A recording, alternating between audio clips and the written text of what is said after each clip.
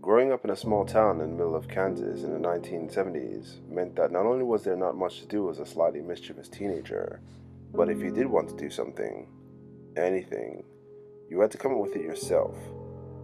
This usually meant anything from the fairly innocuous, like cramming as many friends as I could fit into my trunk to sneak them into the drive-in, to the slightly more unlawful, like trying to break in the five a dime in the dead of night. Relax, we didn't actually succeed on that one.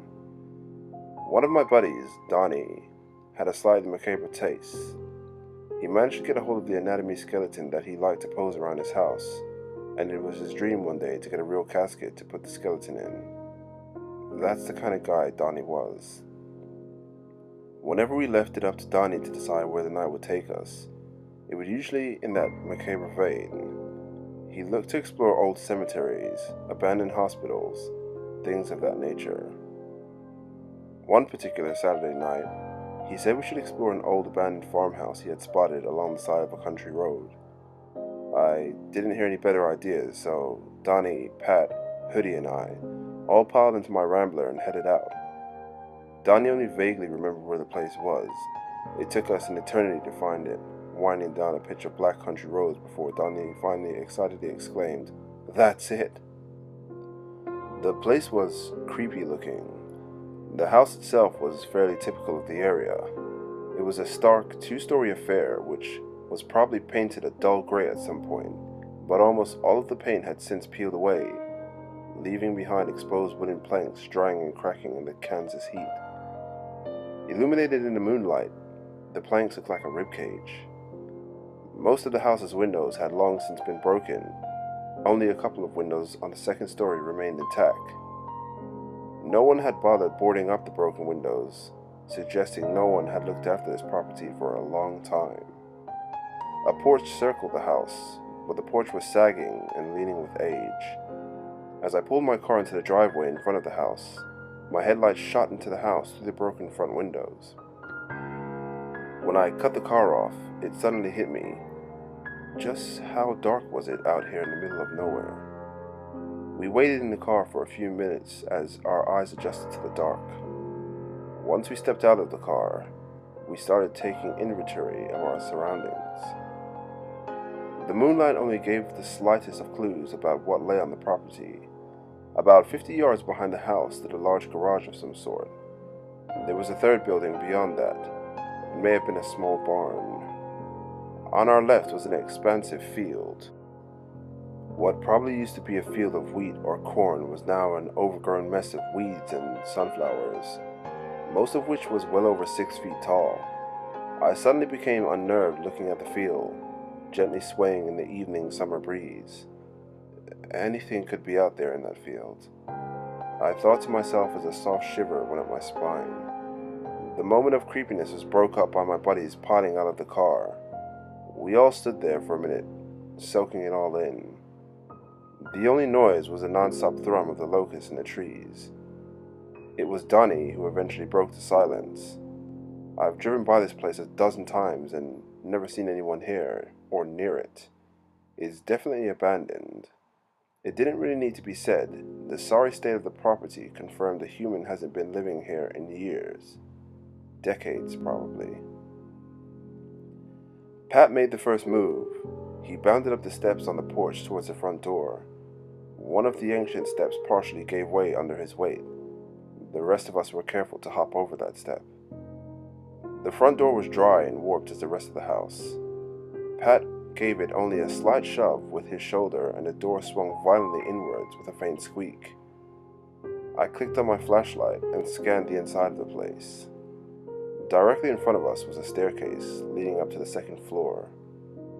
Off to the right was a mostly empty room in a narrow hallway that ran along the bottom of the staircase, advancing into the pitch-black house beyond. I took in the details of the room to our right.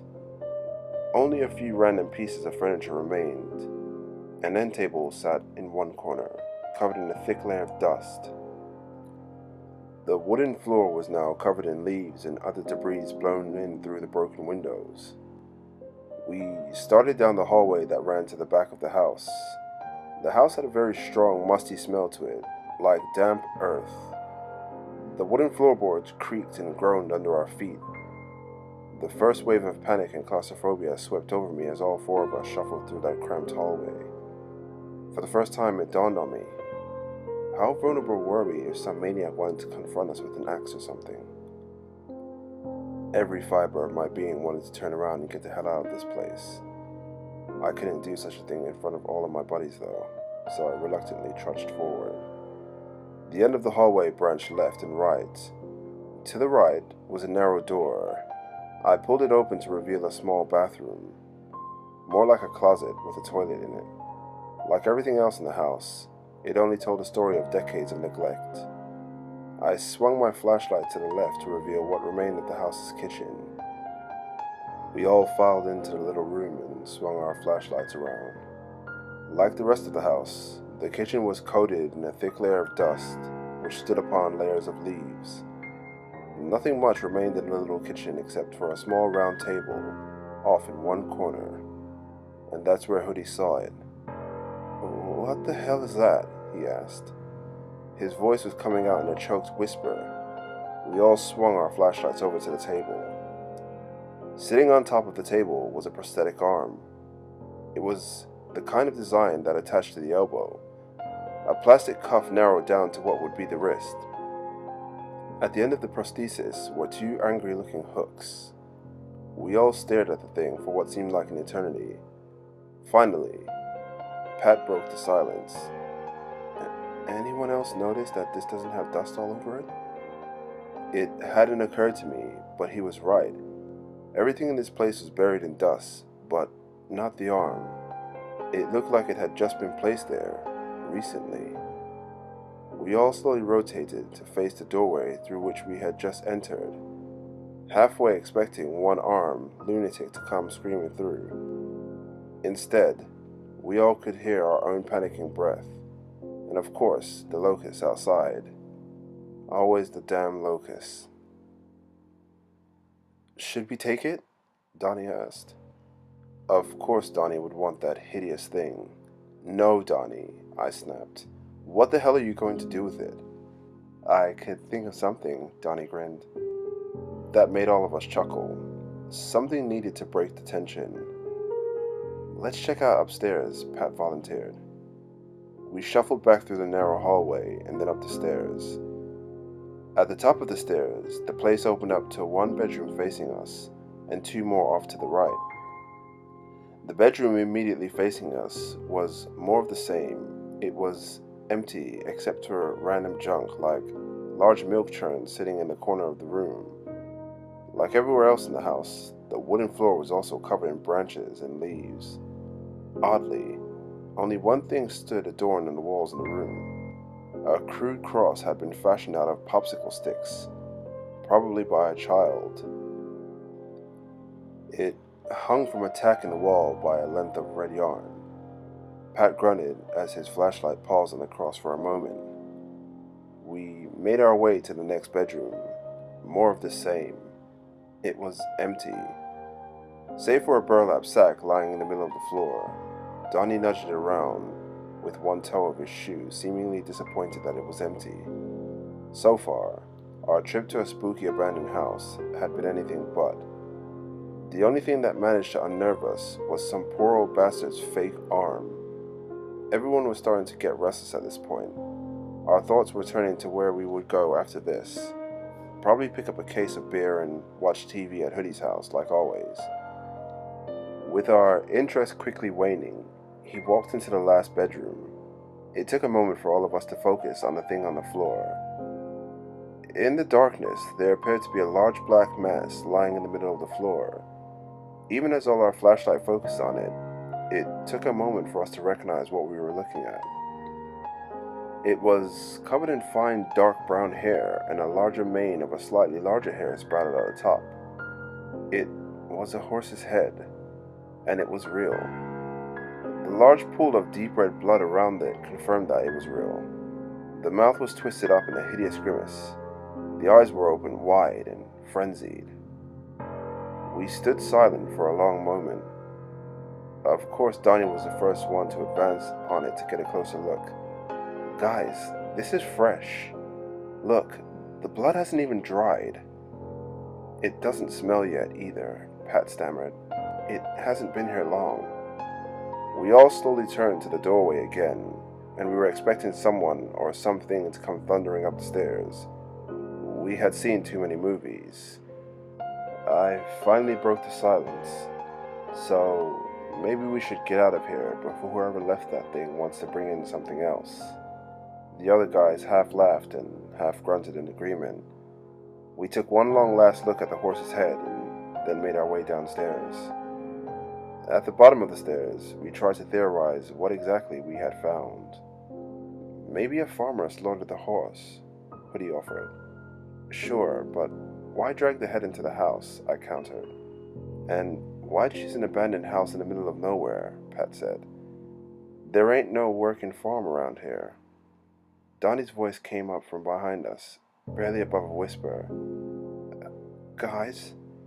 We all turned to face him. Donnie's face had lost all color. Guys, the arm is gone. What? I said.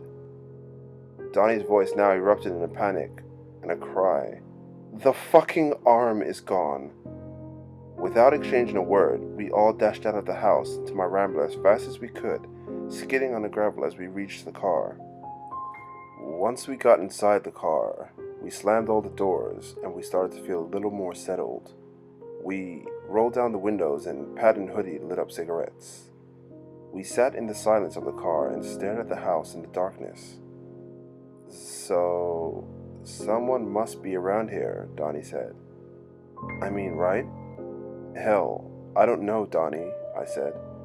We sat in the silence another few moments, scanning the surroundings for any hint of movement. The only sound was the steady hum of the locusts. Suddenly, we heard something out in the field to our left. I will try my best to describe the sound because I have never heard anything like it before and never since. It sounded something like a cough, but it was a strangled and choked, more like a hacking and wheezing that would come out of a person dying of emphysema. That lone alien noise reverberated with us for a long moment, and we all stared wide-eyed into the field. We didn't so much as breathe. Maybe you should start the car, Pat stuttered. I wasn't going to argue. I fired up the car and flipped the headlights on. The field to our left remained unchanged, a mess of vegetation slowly swaying in the breeze. The silence was broken by a large thud on the back of my car. It was something heavy. The back of my Rambler actually dipped down with the impact. That was enough. I threw the Rambler into drive and roared out of the driveway, spraying gravel in a huge rooster rail as I went. The guys were in a frenzy inside of the car. They were jabbering and shouting, whipping their heads around in every direction with wild eyes. As we got back to the main road, they calmed down a little and the mood turned into excited whoops. We eventually followed through with our plans to pick up a case of beer and go to Hoodie's house. The rest of the night was spent pondering just what exactly we had experienced. The next morning, I drove myself home and parked the Rambler in my driveway. As I circled around the car to walk up to my porch, I noticed something on the car. There was a white smear across the sedan's white trunk lid. It was a reddish brown, a lot like blood, I thought. I got out my garden hose and tried to spray it off. It didn't want to immediately come off, so I got a sponge and quickly scrubbed at it. The stuff stunk. The sickly sweet smell of rot. That was our last time venturing to the old abandoned houses. Donnie would bring it up every so often, and the rest of us would chuckle and exchange nervous glances.